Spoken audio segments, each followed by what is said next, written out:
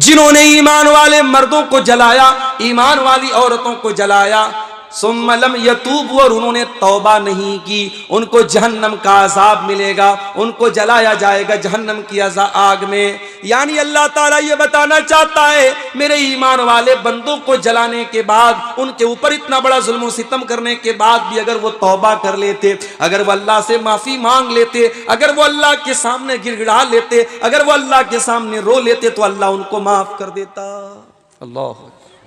अल्लाह के वलियों के कातिल, ईमान वालों के कातिल, ईमान वालों को जिंदा जला देने वाले जालिम, अल्लाह उनके बारे में कह रहा है, अगर वो तौबा कर लेते तो हम माफ कर देते। मेरे प्यारे साथियों, हम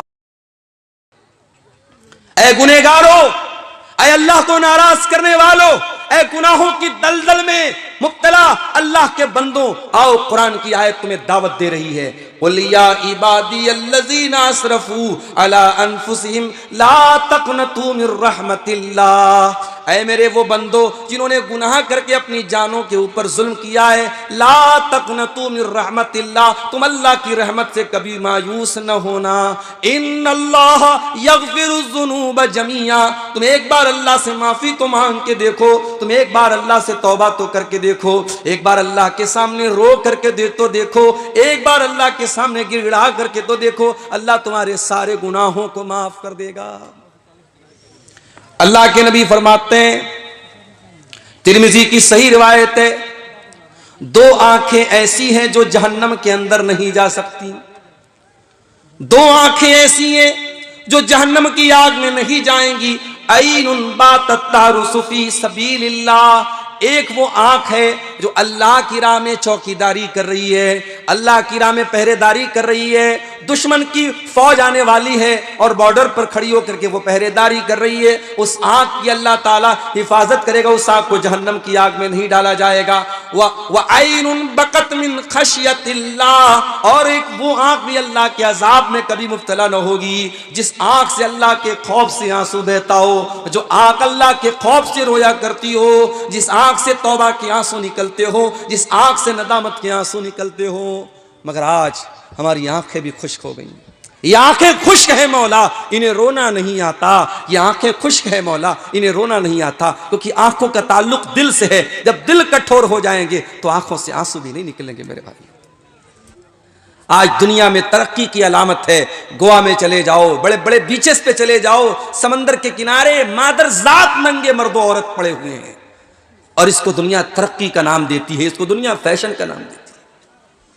ये नंगे रहने वाले, ये बरहना रहने वाले, ये बेहया और बेशरम लोग, ये इंसान कहलाने के भी काबिल नहीं है।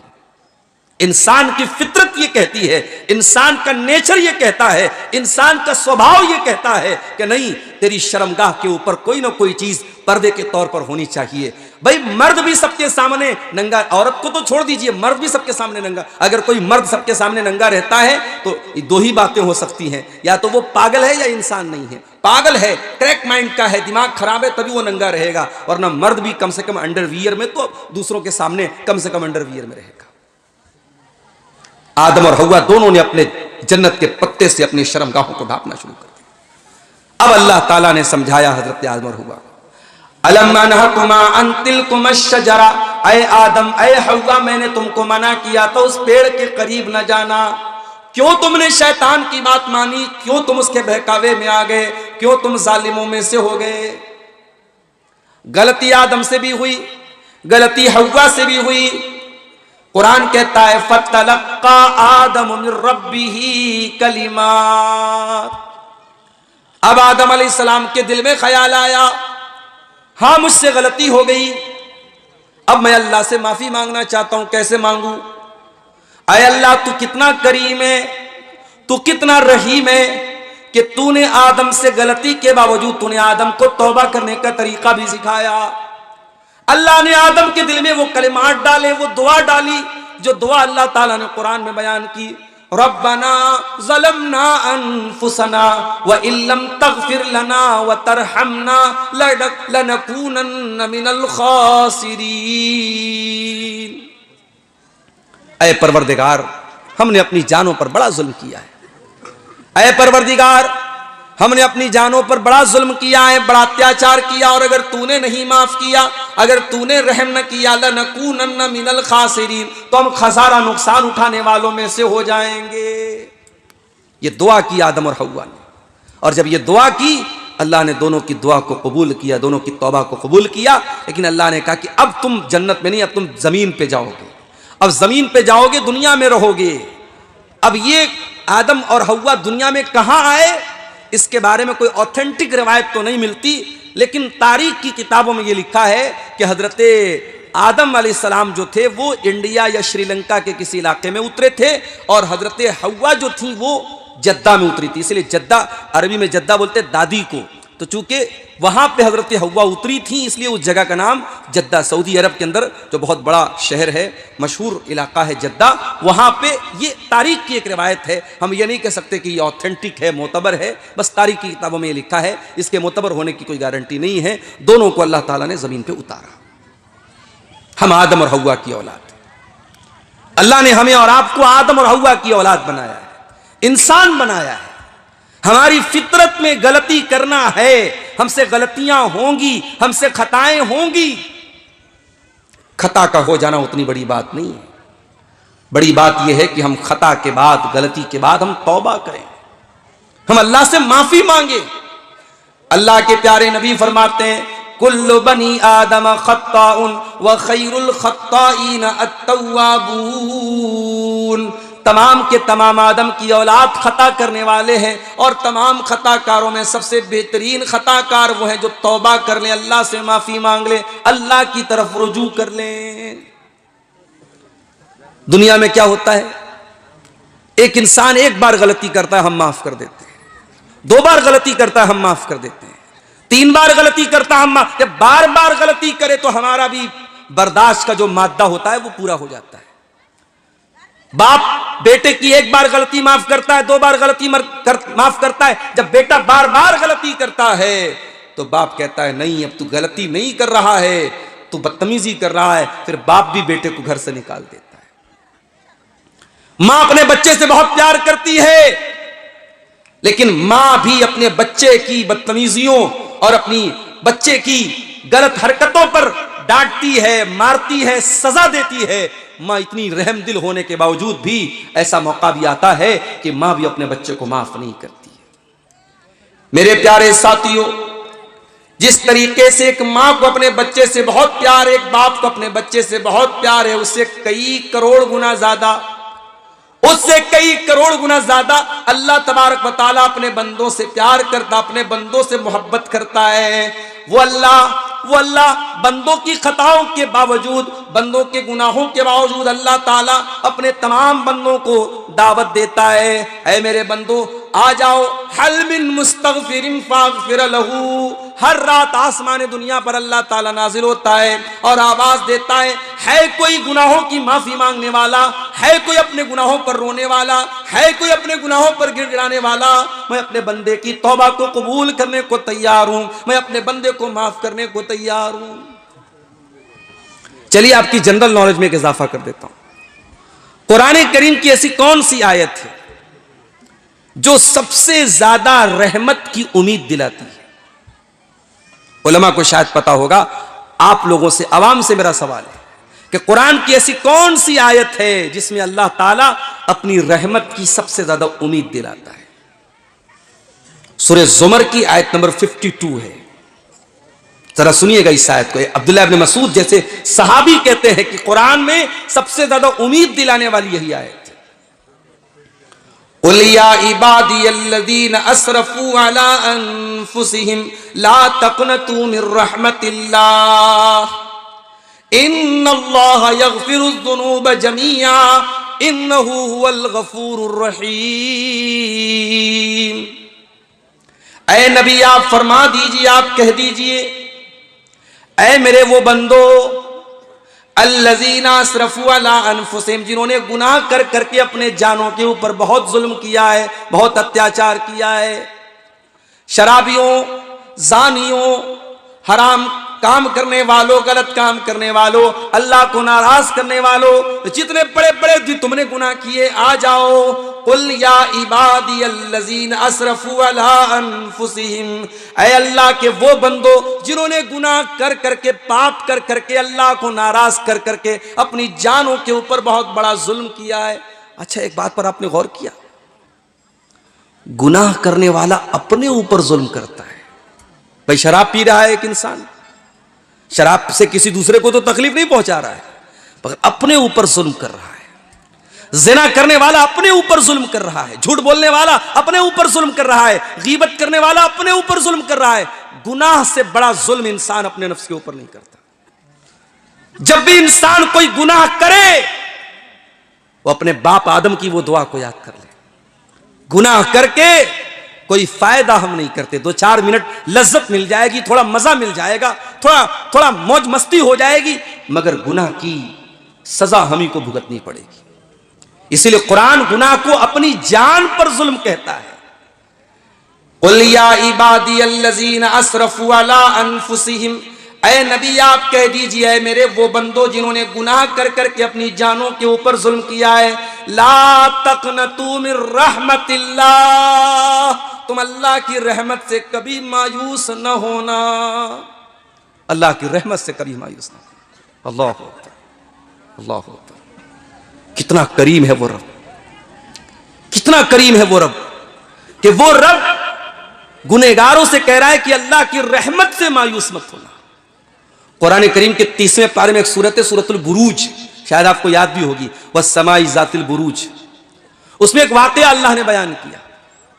एक जमाने में ईमान लाने वालों को बड़ी सजा दी गई थी, खंदक खोद करके जला दिया गया था, छोटे छोटे बच्चों को आग में जला दिया गया। जैसे सीरिया के अंदर भी ऐसे ऐसे मनाजिर मिल रहे हैं कि जिनको देख करके हैरत होती है कि बशार अल असद ने कितना जुल्म किया था सीरिया की मजलूम अवाम के ऊपर।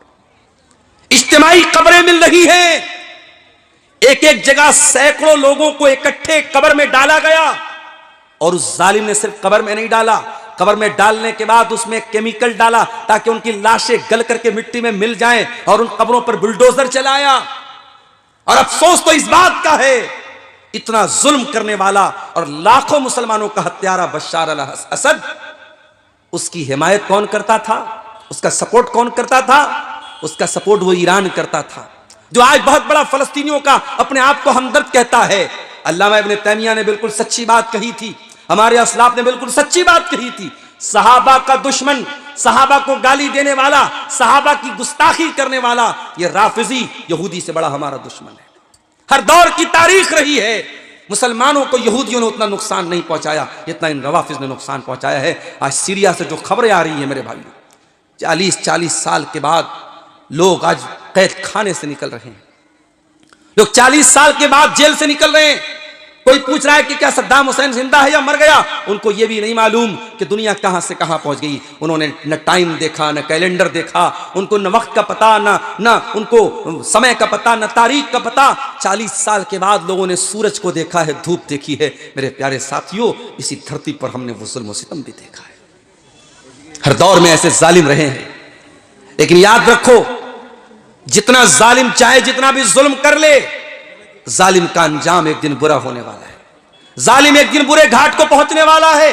हर जालिम अपने अंजाम को पहुंचने वाला है। हर जालिम याद रखे, जुल्म की इंतहा होनी है, जुल्म का खात्मा होना है, और अदल इंसाफ के सूरज को चमकना है। हजारों साल पहले ईमान वालों को जालिमों ने खंदकों में डाल दिया था, बाकायदा जमीन के अंदर गड्ढे खोद करके उनको जला डाला था, ईमान वालों को जिंदा जला दिया था। अल्लाह ताला अपने उन ईमान वालों का तज़किरा करते हुए फरमाता है, वस्समाइ ज़ातिल बुरूज वल यौमिल मौऊद कुतिला अस्हाबुल उखदूद अन्नारि ज़ातिल वक़ूद इज़ हुम अलैहा क़ुऊद व हुम अला मा यफ़अलून बिल मुमिनीन शुहूद। कसम है आसमान की जिसमें बड़े बड़े सितारे चमक रहे हैं, कसम है उस दिन की जिस दिन का वादा किया गया है।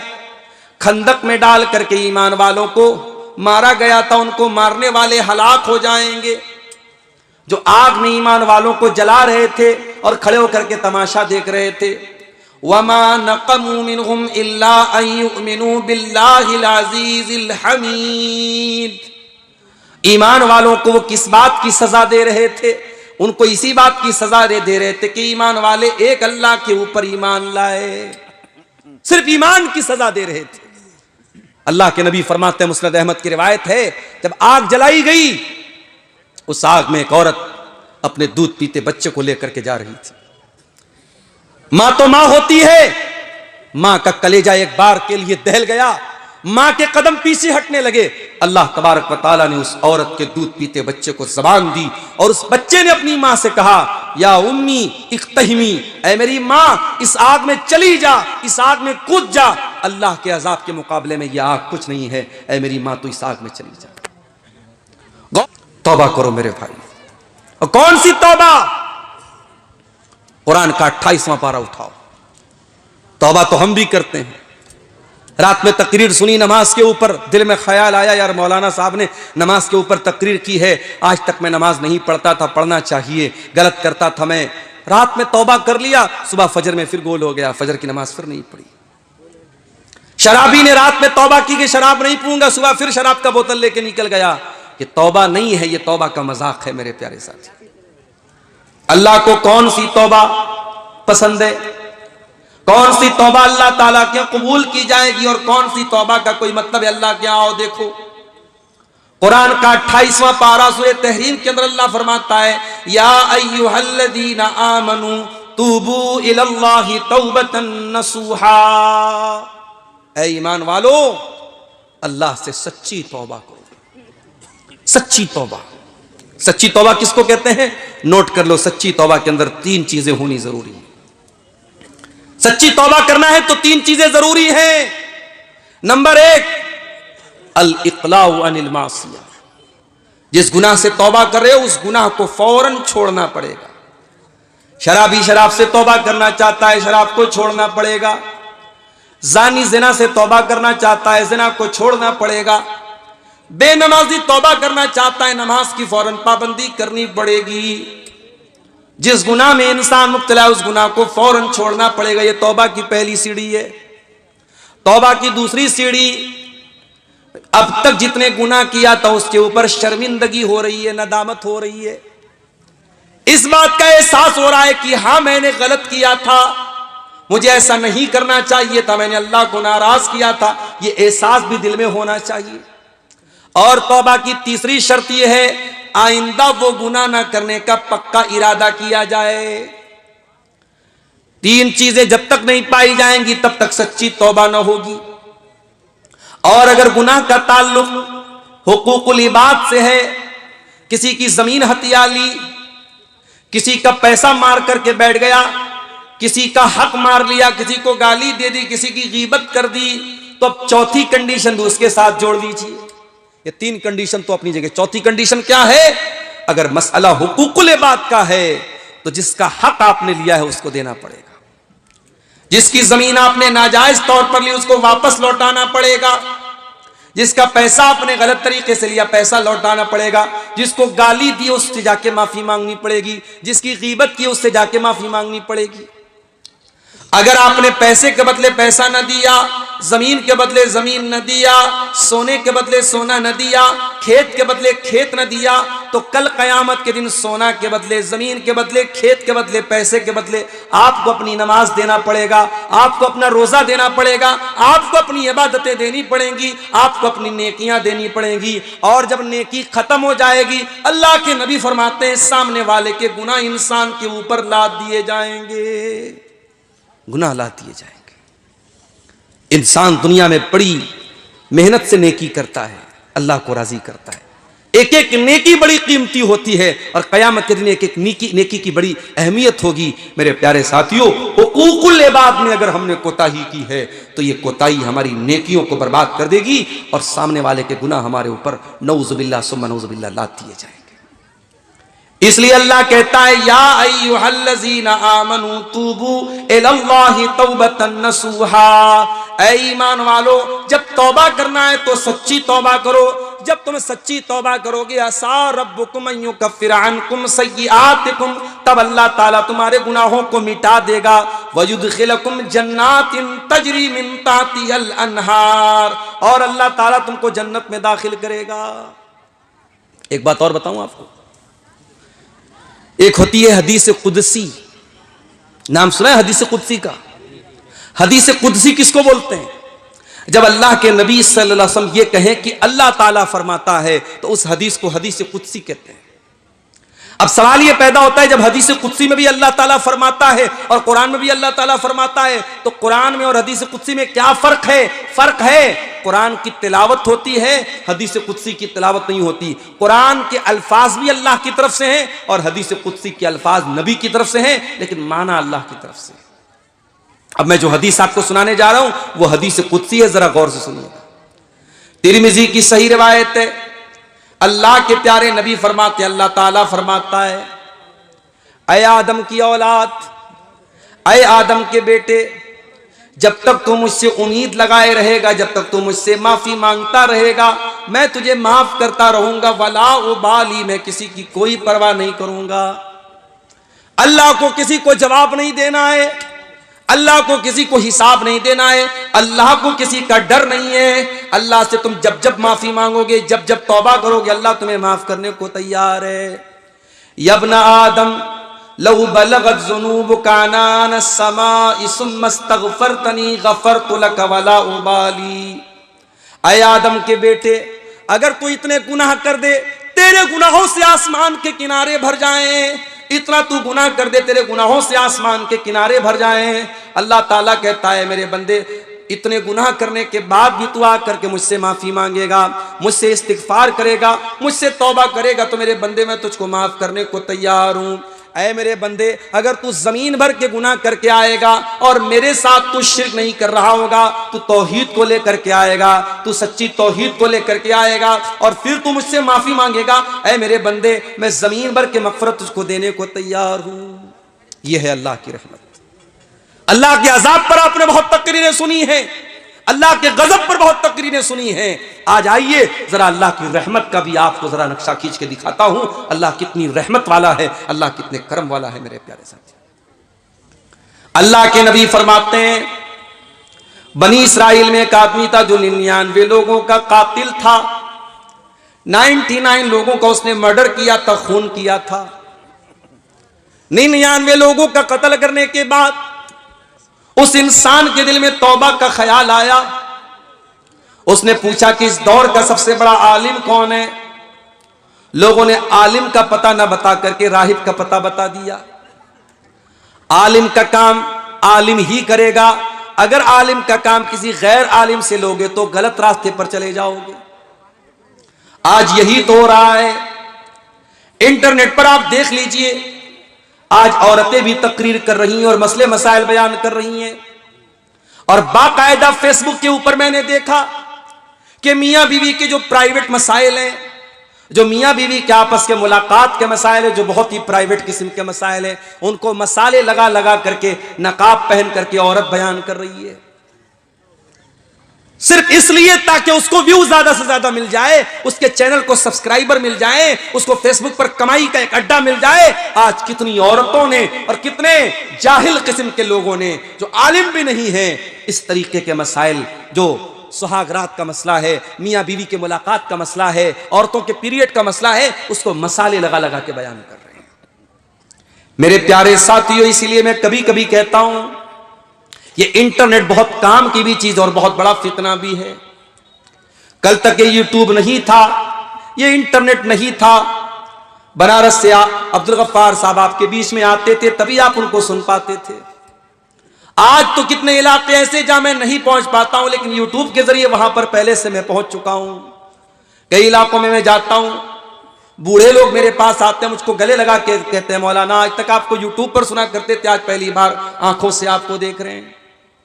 कितने लोगों ने बताया कि उनकी माएं रात में तकरीरों को सुन करके सोती हैं, तकरीर सुने बगैर उनको नींद नहीं आती है। ये इस मोबाइल की आप खूबी कह सकते हैं, इस मोबाइल की आप एक बहुत बड़ी इसकी सिफत कह सकते हैं।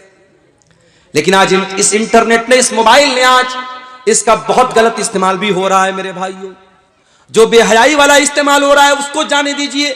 दीन के नाम पर भी इस मोबाइल का बहुत गलत इस्तेमाल हो रहा है।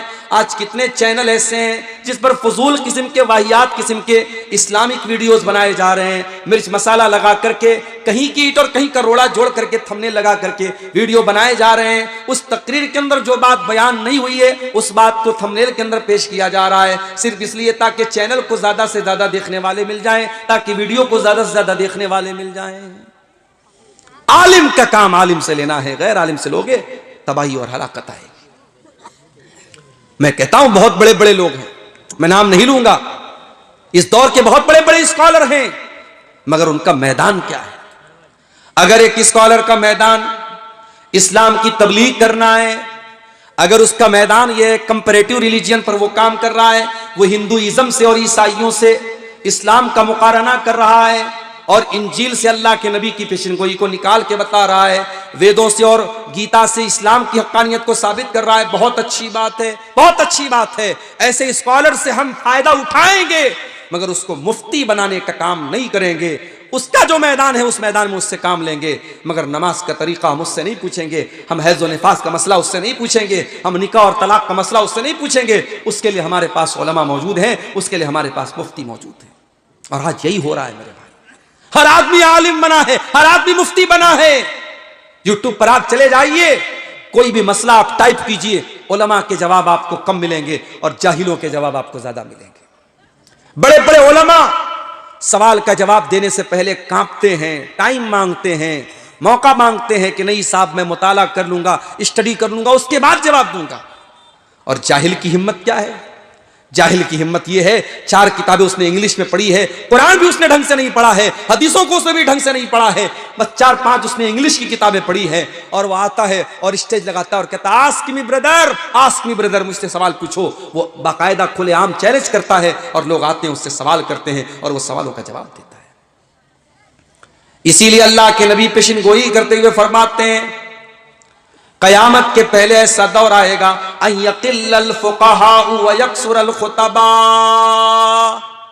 लच्छेदार तकरीर करने वाले बहुत हो जाएंगे, जिनके सब्सक्राइबर बहुत ज्यादा, जिनके व्यूअर्स बहुत ज्यादा, जिनके फॉलोअर्स बहुत ज्यादा होंगे। खुतबा तो बहुत ज्यादा हो जाएंगे, वक्ता तो बहुत ज्यादा हो जाएंगे, तकरीर करने वाले, लेक्चर देने वाले बहुत ज्यादा हो जाएंगे। वयक़िल्लल फुक़हा, और दीन का गहरा इल्म रखने वाले, दीन की समझ रखने वाले, दीन की नॉलेज रखने वाले लोग बहुत कम रह जाएंगे। वो दौर आज हम देख रहे हैं, वो दौर आज हम देख रहे हैं। हमारे इसी बंगाल के बेल्ट में, इसी सीमांचल के बेल्ट में हमने देखा कि उलमा को दरकिनार करके जाहिलों को लोग जो है, जिनकी तकरीरों में बकवास बातें, फजूल बातें, किस्से कहानी की बातें, न कुरान की एक आयत ढंग से पढ़ी जा रही है, उनको ऊंचा मकाम दिया जा रहा है और उलमा को पीछे रखा जा रहा है। यह आज हमारे इलाके में हो रहा है मेरे भाई। अल्लाह के नबी फरमा रहे हैं कयामत के पहले अल्लाह ताला इल्म को अचानक नहीं उठाएगा, बल्कि अल्लाह ताला उलमा को उठा लेगा। और जब उलमा को अल्लाह ताला उठा लेगा, हत्ता इज़ा लम युबक़ि आलिमन, जब उलमा दुनिया से चले जाएंगे, इत्तख़ज़न्नास रुऊसन जुहाला, लोग जाहिलों को अपना सरदार और पेशवा बना लेंगे। जाहिलों को लोग सरदार बनाएंगे। अब सरदार के माने बहुत कुछ हो सकते हैं। सरदार के माने गांव का मुखिया भी हो सकता है, सरदार के माने मस्जिद का मुतवल्ली भी हो सकता है, सरदार के माने मदरसे का सेक्रेटरी भी हो सकता है। आज मदरसे का सेक्रेटरी जाहिल है, अंगूठा छाप इंसान, सिर्फ अपने पैसे की बदौलत मदरसे का सेक्रेटरी बन के बैठा है। और लोगों ने क्यों बनाया है? अरे हाजी साहब चंदा ज्यादा देंगे, पैसा ज्यादा देंगे, उनको सेक्रेटरी बना देते। मेरे प्यारे साथियों, जाहिलों को लोग सरदार बना लेंगे और उनको मुफ्ती बना लेंगे, और लोग उनसे आकर के फतवा पूछेंगे, और जाहिल जब फतवा देंगे फदल्लु बाज़ल्लु, खुद भी गुमराह होंगे, दूसरों को भी गुमराह करेंगे। देखो, इल्म एक अलग चीज है और तकवा एक अलग चीज है। आलिम अगर मुत्तकी है, सोने पे सुहागा है, लेकिन कोई मुत्तकी है तो आलिम भी हो ये जरूरी नहीं है। 99 लोगों का कातिल था, उसने पूछा इस दौर का सबसे बड़ा आलिम कौन है? लोगों ने बताया फला के पास चले जाओ। जिसके पास गया वो मुत्तकी तो था, वो परहेजगार तो था, वो राहिब तो था, मगर आलिम नहीं था।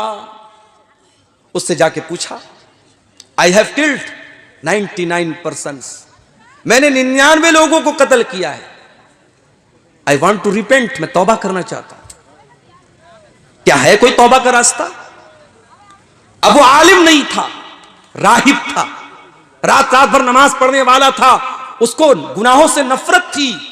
उसने कहा यार 99 लोगों का कत्ल करके आया और तौबा की बात कर, भाग गया, यहां से निकल, तेरी तौबा कबूल नहीं होगी। अब वो तो था खूंखार आदमी, 99 लोगों को तो ऑलरेडी कत्ल कर चुका था। उसे गुस्सा आया तो तलवार निकाली, उसको भी खत्म कर दिया। 100 लोगों का कातिल बन गया वो। अब तक 99 का कातिल था, 100 का कातिल हो गया। उस सेंचुरी उसने पूरी कर ली, 100 लोगों का कातिल हो गया। फिर उसके दिल में तौबा का ख्याल आया। फिर उसने किसी से पूछा कि इस दौर का सबसे बड़ा आलिम कौन है? लोगों ने बताया कि हां फला के पास चले जाओ, वो वक्त इस दौर का सबसे बड़ा आलिम है। अब वो जिसके पास पहुंचा वो आलिम था। अब जब आलिम के पास पहुंचा तो आलिम ने सही जवाब दिया। उसने कहा आलिम साहब मैं तौबा करना चाहता हूं, 100 लोगों का कातिल हूं, क्या मेरी तौबा कबूल होगी? क्या है कोई रास्ता मेरी तौबा कबूल होने का? उस आलिम ने बड़ा प्यारा जवाब दिया। उसने कहा मैं यहूल बैनक व बैन तौबती का, अगर तू तौबा करना चाहता है तो तेरे और तेरी तौबा के बीच में मैं रुकावट नहीं बन सकता, कोई रुकावट नहीं बन सकता। तू तौबा कर सकता है, लेकिन हां तुझे तौबा करने के लिए वो बस्ती छोड़नी पड़ेगी, वो इलाका छोड़ना पड़ेगा। इलाके का बड़ा असर पड़ता है। बेईमानों के इलाकों में रहोगे बेईमान हो जाओगे, सूदखोरों के इलाकों में रहोगे सूदखोर हो जाओगे, शिर्क करने वालों के साथ उठोगे बैठोगे, तुम्हारे अंदर शिर्क की मोहब्बत पैदा हो जाएगी। माहौल का बहुत बड़ा असर पड़ता है मेरे प्यारे साथियों। इसीलिए जब कहीं मकान खरीदो तो पहले ये देख लो कि मकान तो अच्छा है, घर तो अच्छा है, पड़ोस कैसा है, पहले पड़ोस देख लिया करो मेरे प्यारे साथी। हजरत आसिया का नाम सुना है? फिरौन की बीवी हजरत आसिया, उन्होंने अल्लाह से दुआ की थी। इतने बड़े जालिम बादशाह की बीवी थी। बादशाह ने अपने महल से निकाल करके हजरत आसिया को जंजीरों में जकड़ के रखा था, उन पर जुल्म और सितम करता था, मारता था, पीटता था। हजरत आसिया अल्लाह से दुआ करती है, बड़ी प्यारी दुआ करती है। क्या कहती है? रब्बिब्नि ली इंदक बैतन फिल जन्नह वनज्जिनी मिन फिरऔन वअमलिही वनज्जिनी मिनल कौमिज़ ज़ालिमीन। आय अल्लाह तू मुझे जन्नत में अपने पास एक घर अता फरमा, अपने पास एक घर अता फरमा। हजरत आसिया अगर इतना कह देती है अल्लाह जन्नत में घर अता फरमा तब भी काफी था, मगर उन्होंने कहा कि अय अल्लाह तू अपने पास एक घर अता फरमा, यानी अय अल्लाह मुझे जन्नत में भी तेरा कुर्ब चाहिए, मुझे जन्नत में भी तेरे पास एक घर चाहिए। इसलिए उलमा कहते हैं कि हजरत आसिया ने घर से पहले पड़ोस मांगा था। पड़ोस अच्छा होना चाहिए मेरे प्यारे साथियों। अगर पड़ोस खराब रहेगा, माहौल खराब रहेगा, आपके बच्चे भी खराब हो जाएंगे, आपकी आने वाली नस्लें भी खराब हो जाएंगी। तो उस आलिम ने कहा कि तुम तौबा करना चाहते हो, जाओ अपनी बस्ती को छोड़ दो और फला बस्ती में चले जाओ, वहां नेक लोग रहते हैं, वहां अल्लाह के नेक बंदे रहते, वहां जाओ और वहां जाके तौबा करो, तुम्हारी तौबा कबूल हो जाएगी।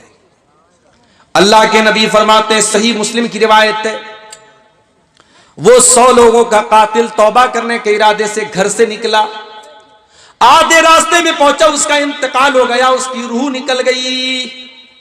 अब अजाब का फरिश्ता भी आ गया, रहमत का फरिश्ता भी आ गया।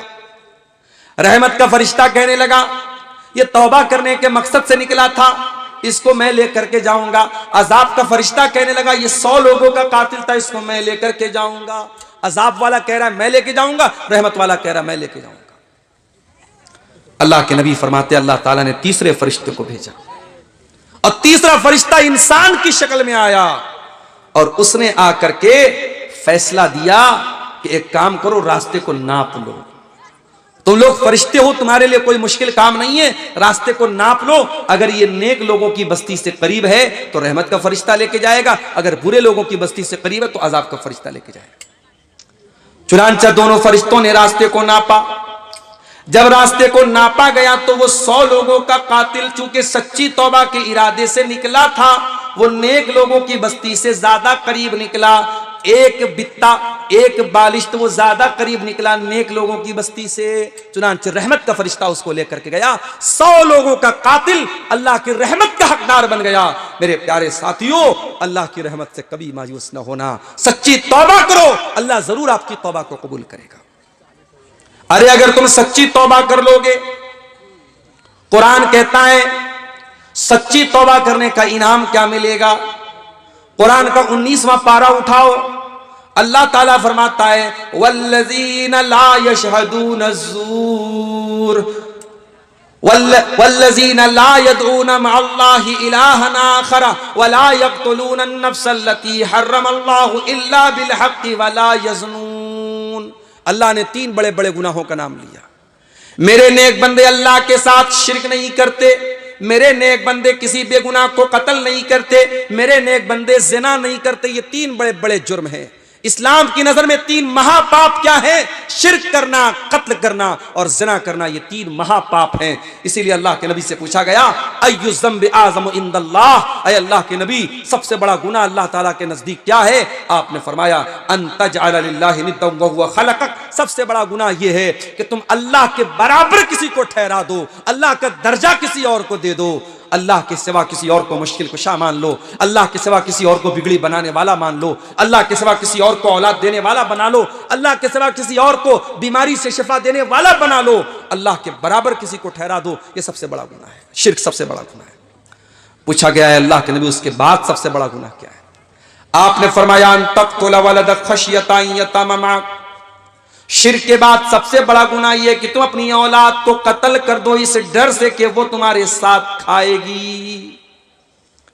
औलाद को कत्ल कर दो, यह सबसे बड़ा गुनाह है। 1400 साल पहले लड़की पैदा होती थी, लोग लड़की पैदा होने के बाद, बेटी पैदा होने के बाद उसको मार डालते थे। आज हमारी सरकार का नारा है बेटी बचाओ बेटी पढ़ाओ। यह अलग बात है, न बेटी को पढ़ाया जा रहा है न बेटी को बचाया जा रहा है। बेटी अगर पढ़ना चाहे तो पढ़ना भी मुश्किल है, और बेटियों की जिंदगी को इतना मुश्किल बना दिया गया कि आज 4 साल की बच्ची को भी माँ बाप अकेले घर पे छोड़ के जाने को तैयार नहीं है। 4-4 साल की मासूम बच्चियों के साथ भी आज रेप किया जा रहा है। सरकार तो नारा लगा रही है बेटी बचाओ बेटी पढ़ाओ, लेकिन रेप करने वाले जालिमों को आज कोई सजा देने वाला नहीं है। कितने रेप करने वाले दौलत के बल पे और पावर के बल पे आज आजाद घूमते रहते हैं। मेरे प्यारे साथियों, 1400 साल पहले जनाब मोहम्मद रसूलुल्लाह ने यह नारा लगाया था, ओ लोगों बेटियों को मारना, बेटियों को कत्ल करना बहुत बड़ा पाप है, बहुत बड़ा गुनाह है। अल्लाह के नबी ने कुरान की आयत पढ़ के सुनाई थी वइज़ल मौऊदतु सुइलत, ऐ बेटियों को जिंदा जमीन में गाड़ने वालों, ऐ बेटियों को कत्ल करने वालों, ऐ बेटियों की हत्या करने वालों, ये बेटियां कल कयामत के दिन से पूछा जाएगा कि तुम्हारे माँ बाप ने क्यों तुम्हें मारा था, किस जुर्म में तुमको मारा था। आज तो माशाअल्लाह इंसान तरक्की पर पहुंच गया, चांद पर पहुंच गया इंसान, मगर आज भी बेटियों को मारने का सिलसिला जारी है। कहीं जहेज के नाम पर बेटी को मारा जा रहा है, कहीं अपनी गर्लफ्रेंड को, अपनी महबूबा को कत्ल कर करके 60-60, 50-50 टुकड़े करके उसको फ्रीज में रख करके मारा जा रहा है। उसकी लाश को बेसिन के अंदर बहाया जा रहा है। आज भी बेटी को मारा जा रहा है, और कहीं पर तो बेटी को मां के पेट में भी कत्ल किया जा रहा है, जिसको गर्भपात कहा जाता है, जिसको एबॉर्शन कहा जाता है, जिसको इस्काते हमल कहा जाता है। मां के पेट में बच्ची को मारा जा रहा है, और ये आज के दौर का तरक्की याफ्ता इंसान कर रहा है। 1400 साल पहले के लोग ये काम करते थे तो जाहिल थे, आज तो पढ़ा लिखा इंसान है। याद रखो मेरे प्यारे साथियों, अगर मां के पेट में, अगर औरत के पेट में प्रेगनेंसी हो चुकी है, बच्चा ठहर चुका है, फिर उसको कत्ल करने की बिल्कुल इजाजत नहीं है। हाँ, बहुत क्रिटिकल केस हो जाए, अगर डॉक्टर का यह कहना है कि अगर बच्चा पैदा हुआ तो मां की जान चली जाएगी, मां की सेहत बहुत खतरनाक है, मां की तंदुरुस्ती इस लायक नहीं किया और बच्चे को जन्म दे, तो ये एक मजबूरी का केस है। उस सूरत में उलमा ने इजाजत दी है कि चलो ठीक है, अगर उस सूरत में प्रेगनेंसी मां की जान के लिए खतरा है तो उस सूरत में तो एबॉर्शन करवाया जा सकता है।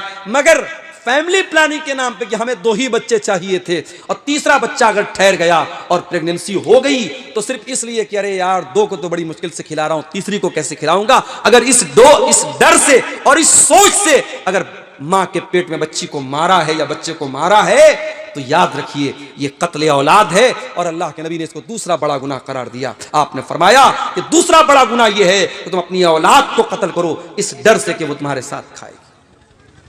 फिर पूछा गया अल्लाह के नबी तीसरा बड़ा गुनाह क्या है? आपने फरमाया अंतुजानिया हलील तजारिक, अपने पड़ोसी की बीवी के साथ तुम जिना करो। क्या और औरतों के साथ जिना करना जायज है? नहीं जायज है, लेकिन पड़ोसी का नाम क्यों लिया अल्लाह के नबी ने?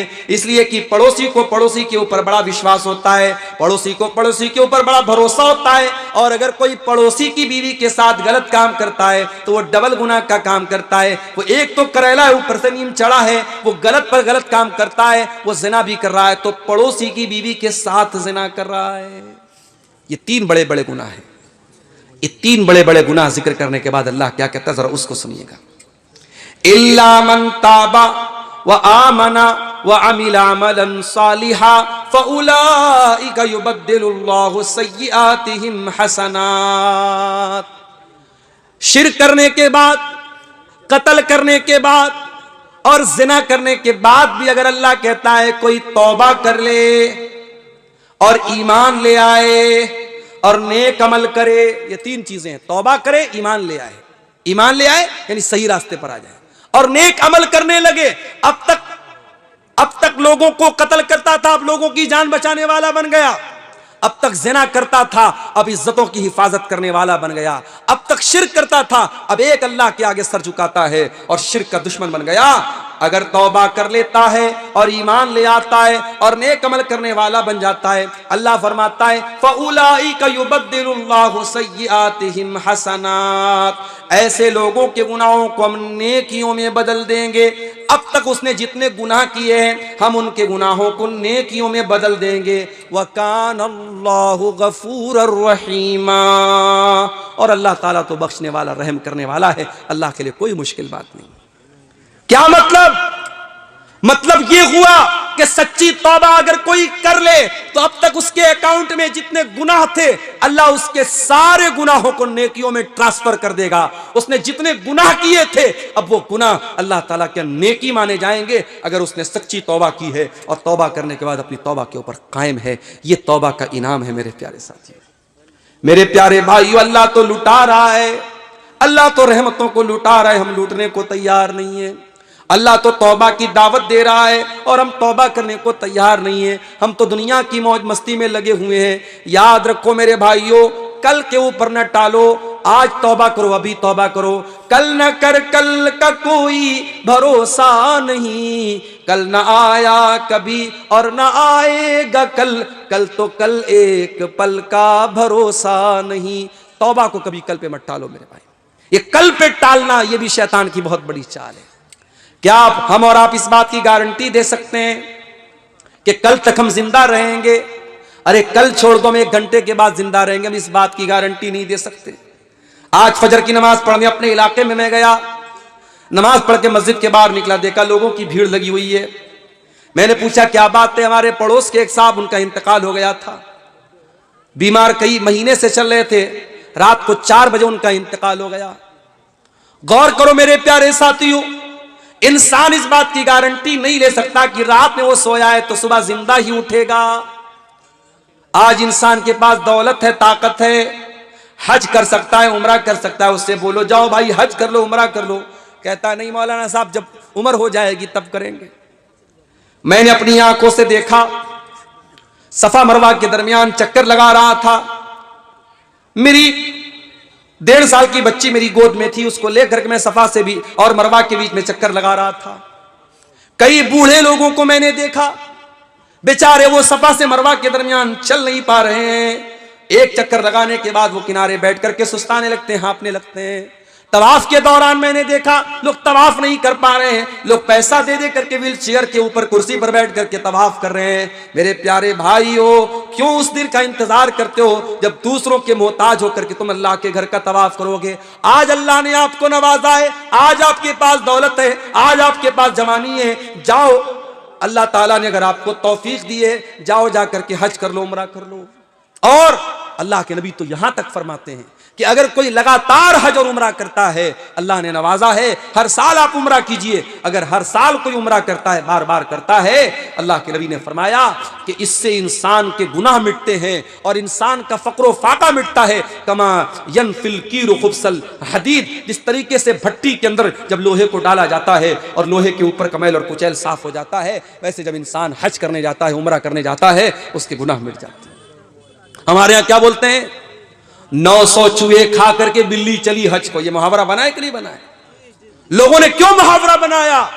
लोगों ने यह सोच करके मुहावरा बनाया कि अगर 900 चूहे खा करके बिल्ली हज करने जाएगी, उसका हज कबूल नहीं होगा। मगर मेरे अल्लाह का कानून कुछ और है। मेरे प्यारे साथियों, 900 नहीं, 9000 चूहे खा करके अगर बिल्ली हज करने सच्चे दिल से जाती है और सच्चे दिल से अल्लाह से तौबा करती है, अल्लाह माफ करने को तैयार है। मेरे अजीजों, तौबा करो इससे पहले कि हमारा वो वक्त आ जाए जब हमारी तौबा अल्लाह कबूल नहीं करेगा। एक वक्त वो भी आता है जब तौबा कबूल नहीं होती है। अल्लाह के नबी फरमाते हैं, इन्नल्लाह यक़बलु तौबतल अब्दि मा लम युग़रग़िर।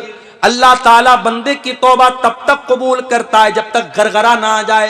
गरगरा मतलब आखिरी टाइम, वो टाइम जब इंसान की जबान बंद हो जाए, जब इंसान के मुंह में कोई चीज डालो तो अंदर नहीं जा रही है, जहां कनी का आलम है, नजा का आलम है, आखिरी आलम है, उस वक्त के आने से पहले तौबा कर लो। और कयामत का दिन जब सूरज पश्चिम से निकलेगा, उस दिन के आने के पहले तौबा कर लो। उसके बाद मेरे प्यारे साथियों, हमें और आपको तौबा की तौफीक छीन ली जाएगी और फिर हमारी तौबा कबूल नहीं होगी। तो तौबा करने में देर मत करो मेरे प्यारे साथियों। अब सवाल ये पैदा होता है, लोग ये भी सवाल करते हैं, मौलाना साहब हम तौबा करना चाहते हैं, हम क्या करें, तरीका क्या है तौबा करने का? आइए मैं आपको तरीका बताता हूं। तौबा करना चाहते हो, सबसे पहला काम तो ये करो, अल्लाह से रुजू करो, अल्लाह की बारगाह में गिड़गिड़ाओ।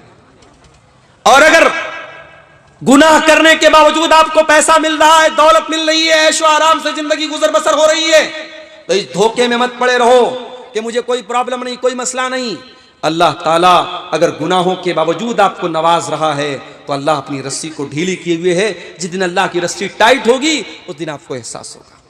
अल्लाह कुरान में कहता है, फलौला इज़ जाअहुम बासुना तज़र्रऊ वलाकिन क़सत क़ुलूबुहुम व ज़य्यन लहुमुश शैतानु मा कानू यअमलून।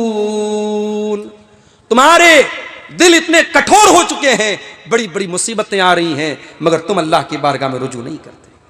इतने बड़े बड़े आज हिंदुस्तान के अंदर इतने बड़े बड़े परेशानियों के आलम हमारे ऊपर आए, मुसीबतों के पहाड़ हमारे ऊपर टूटे। अभी आप देखिए उत्तर प्रदेश के एक इलाके में कितनी दहशत का माहौल बना दिया गया।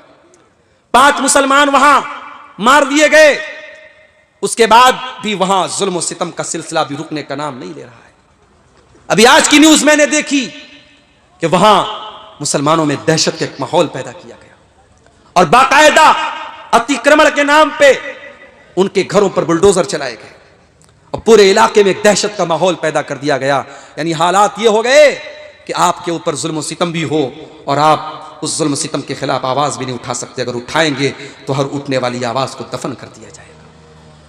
मेरे प्यारे साथियों, ऐसे माहौल में भी अगर मुसलमान अल्लाह की तरफ रुजू नहीं करता है और अल्लाह से तौबा नहीं करता है और ऐसे माहौल में भी मुसलमानों की अय्याशियां बंद नहीं होती हैं, मुसलमानों के गलत काम बंद नहीं होते हैं, तो हम इस पर क्या कह सकते हैं? कुरान कह रहा है, फलौला इज़ जाअहुम बासुना तज़र्रऊ। मेरे बंदो, अगर हमारा अजाब और हमारी तरफ से आने वाली ये मुसीबतें भी अगर तुमको अल्लाह की बारगाह से नहीं जोड़ती हैं, तुम तज़र्रो नहीं करते हो, तुम गिड़गिड़ाते नहीं हो, इसका मतलब ये हुआ वलाकिन क़सत क़ुलूबुहुम, तुम्हारे दिल बहुत सख्त हो चुके हैं, व ज़य्यन लहुमुश शैतानु मा कानू यअमलून, और शैतान ने तुम्हारे अमल को मुज़य्यन कर दिया।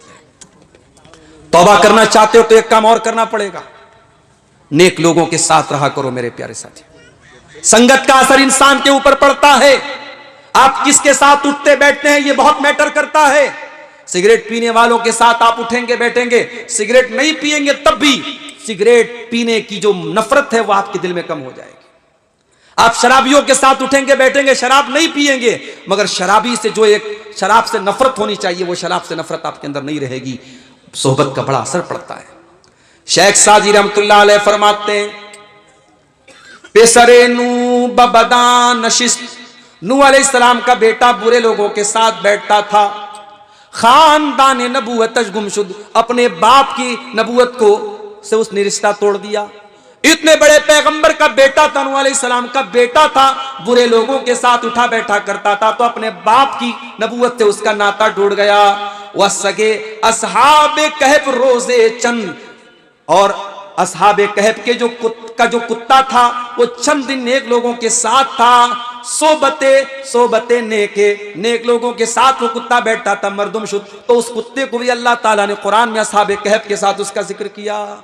सोहबत का असर देखो, एक कुत्ता जो बड़ा ही गलीज जानवर है, कुत्ता अगर बर्तन में मुंह लगा दे 7 बार बर्तन को धोने का हुक्म है। लेकिन असहाबे कहफ के साथ जब वो कुत्ता गया था और उस गार में वो कुत्ता भी सोया था, तो अल्लाह ताला ने उस कुत्ते का जिक्र कुरान के अंदर किया है। इस सोहबत का असर होता है मेरे प्यारे साथियों। अगर आप अल्लाह से सच्ची तौबा करना चाहते हैं तो आपको अपनी सोहबत पर ध्यान देना पड़ेगा।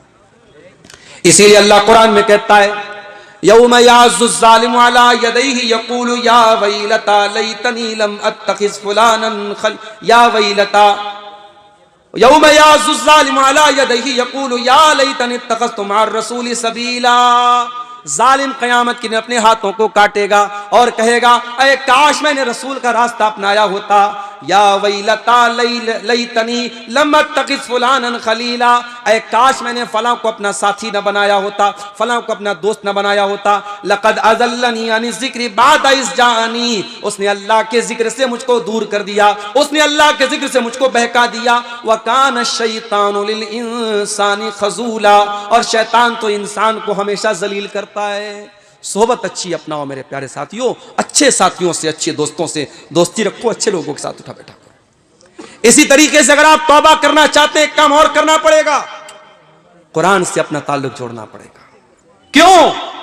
क्योंकि कुरान दिल के ऊपर जो मैल और कुचैल होते हैं उनको दूर करता है। इन्नल कुराना, कुरान करीम यहदी लिल्लती हिय अक़वम, बिल्कुल सीधा रास्ता बताता है। वनुनज़्ज़िलु मिनल कुरानि मा हुवा शिफ़ाउन व रहमतुल लिल मोमिनीन, और ये कुरान शिफा है आपके दिल की बीमारियों के लिए, आपकी रूह की बीमारियों के लिए। इसलिए मेरे प्यारे साथियों, अगर आप दिल की बीमारियों से बचना चाहते हैं, रूह की बीमारियों से बचना चाहते हैं, तो कुरान करीम से अपना गहरा ताल्लुक हमें और आपको जोड़ना पड़ेगा। इसी तरीके से अगर आप तौबा करना चाहते हैं, पहले नमाज की पाबंदी शुरू कीजिए। जब तक 5 टाइम की नमाज की पाबंदी आप नहीं करते, आपकी तौबा का कोई मतलब अल्लाह ताला क्या नहीं है।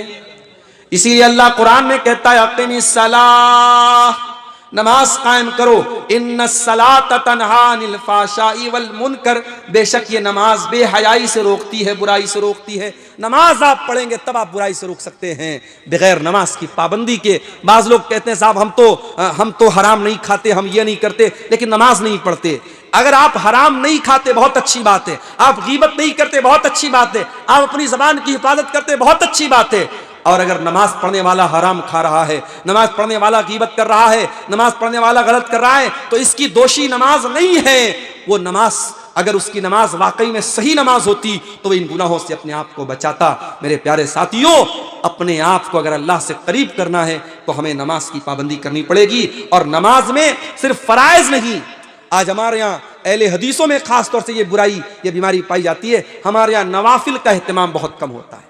हमारे यहाँ ऐशा की नमाज में आए, 4 रकात फर्ज पढ़ दिया, 2 रकात सुन्नत पढ़ दिया, 1 रकात वितर पढ़ लिया, बस। हम कोई नफिल नमाज नहीं पढ़ते हैं, हम नवाफिल से बहुत दूर होते चले जा रहे हैं। और जब आम नवाफिल से हम दूर हैं तो तहज्जुद की नमाज तो बहुत गिने चुने लोग पढ़ते हैं।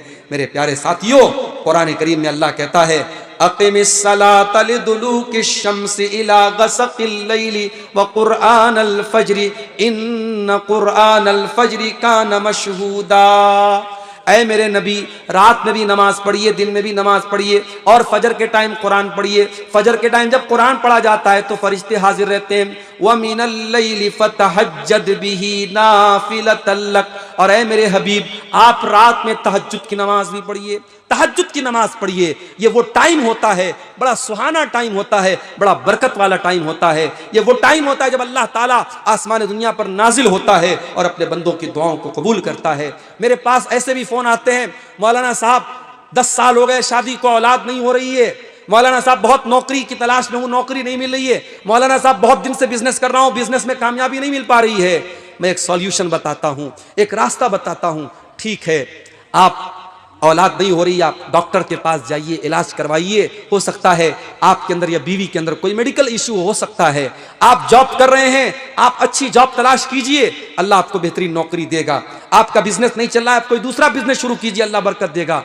मगर मैं एक और रास्ता भी बताता हूं, अगर औलाद नहीं मिल रही है, अगर बीवी को बच्चा नहीं हो रहा है, अगर नौकरी नहीं मिल रही है, अगर कारोबार नहीं सक्सेस हो रहा है, आप सारे काम कीजिए, साथ में एक काम और कीजिए, 5 टाइम की नमाज पाबंदी से पढ़िए और रात में कोशिश कीजिए तहज्जुद की नमाज पढ़िए। तहज्जुद की नमाज पढ़िए मेरे प्यारे साथियों, ये वो नमाज है जो आपको बहुत कुछ ऐसा देगी जो अनएक्सपेक्टेड है, जो आपने उम्मीद भी नहीं की होगी, जो आपकी उम्मीदों से भी ऊपर होगा। मेरे प्यारे साथियों, अगर आप तौबा करना चाहते हैं, अपनी रातों को अल्लाह की बारगाह में रोने वाला बना दीजिए। अल्लाह कुरान में कहता है, कल जुमा का दिन है, फजर की नमाज में आप पहली रकात पे सुनेंगे ये आयत, इमाम साहब अगर पढ़ेंगे सूरह सजदा तो ये आयत आपके सामने आएगी। ततजाफा जुनूबुहुम अनिल मजाजि यदऊन रब्बहुम खौफन व तमा व मिम्मा रज़क़नाहुम युनफिकून। मेरे नेक बंदे रात में बिस्तर छोड़ के अल्लाह के सामने रोते हैं, गिड़गिड़ाते हैं, तौबा करते हैं, नमाज पढ़ते हैं, तहज्जुद पढ़ते हैं। मेरे प्यारे साथियों, वो है बेहतरीन टाइम। और वो टाइम अगर आप अल्लाह की को राजी कर लेंगे तो अल्लाह कहता है, फला तअलमु नफ्सुम मा उख्फिय लहुम मिन कुर्रति आयुन, कोई नहीं जानता कि मैंने उसके दिल को खुश करने के लिए कौन कौन सी नेमतों को तैयार करके रखा है। मेरे अजीजों, ये तौबा करने के चंद रास्ते हैं और तौबा के रास्ते पर बढ़ने वाले चंद कदम हैं जो मैंने आपके सामने बयान किए हैं। आइए हम अल्लाह से दुआ करें, रब्बुल आलमीन हम सबको अपने गुनाहों से सच्ची तौबा करने की तौफीक अता फरमाए और हम जो भी टूटी फूटी नेकी हम करते हैं, अल्लाह उनकी हिफाजत की हम सबको तौफीक अता फरमाए। अल्लाह ताला हमें ईमान पर जिंदा रखे और ईमान पर हमारा खात्मा फरमाए। आमीन। व आखिर दावाना अनिल हम्दुलिल्लाहि रब्बिल आलमीन। अस्सलामु अलैकुम व रहमतुल्लाहि व बरकातुहू।